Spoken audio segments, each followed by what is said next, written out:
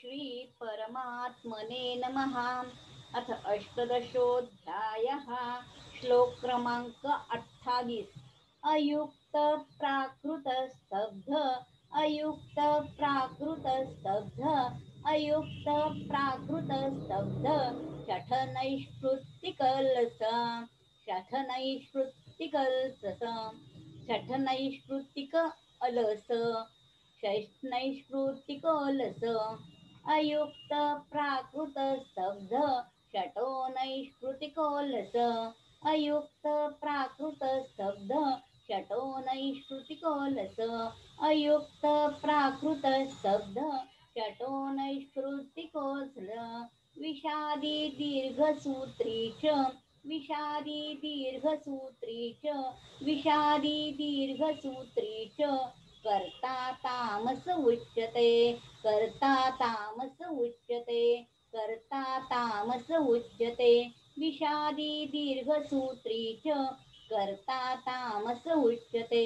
विषादी दीर्घसूत्री च, कर्ता तामस उच्यते, विषादी दीर्घसूत्री च, कर्ता तामस उच्यते, अयुक्त प्राकृत स्तब्ध, शठो नैष्कृतिकोलस, विषादी दीर्घसूत्री च, कर्ता तामस उच्यते, अयुक्त प्राकृत स्तब्ध, शठो नैष्कृतिकोलस, विषादी दीर्घसूत्री च, कर्ता तामस उच्यते, अयुक्त प्राकृत स्तब्ध, शठो नैष्कृतिकोलस, विषादी दीर्घसूत्री च, कर्ता तामस उच्यते. जो करता अयुक्त, अशिक्षित, घमेंडखोर, धूर्त, दुसऱ्यांची जीवनवृत्ती नाहीशी करणारा, शोक करणारा, आळशी आणि दीर्घसूत्री असतो तो तामस करता म्हटला जातो.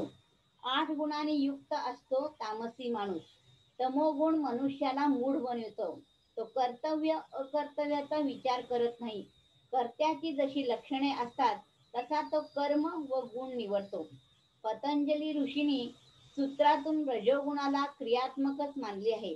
गीतेत 3 प्रकारची कर्म सांगितली आहेत, सात्विक, राजस व तामस. जसा भाव असतो तसे कर्म घडते. हरये नमः, हरये नमः, हरये नमः. आता पुढचा आपण 29वा श्लोक घेऊया.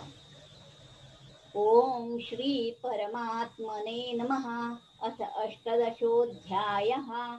श्लोक क्रमांक 29. बुद्धिर्भेदं धृतैश्चैव, बुद्धिर्भेदं धृतैश्चैव, बुद्धिर्भेदं धृतैश्चैव, गुणतस्त्रिविधं शृणु, गुणतस्त्रिविधं शृणु, गुणतस्त्रिविधं शृणु, बुद्धिर्भेदं धृतैश्चैव, गुणतस्त्रिविधं शृणु, बुद्धिर्भेदं धृतैश्चैव, गुणतस्त्रिविधं शृणु, बुद्धिर्भेदं धृतैश्चैव, गुणतस्त्रिविधं शृणु.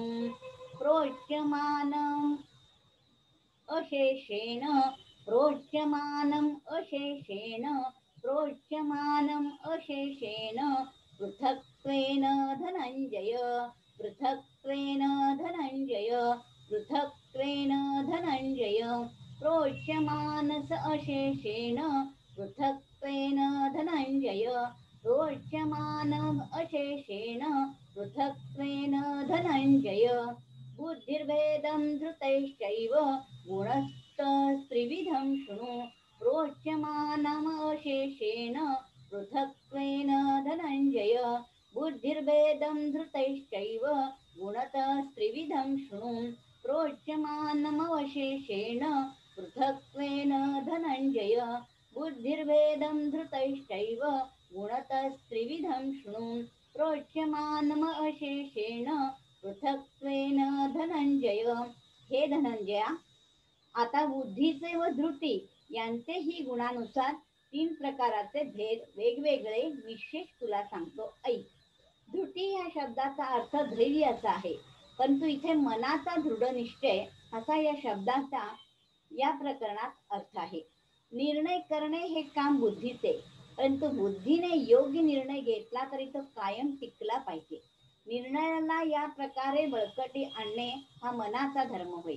म्हणून धृती किंवा मानसिक धैर्य हा गुण मन आणि बुद्धी या दोघांच्या साहाय्याने होतो असे म्हटले जाते. हरये नमः, हरये नमः, हरये नमः.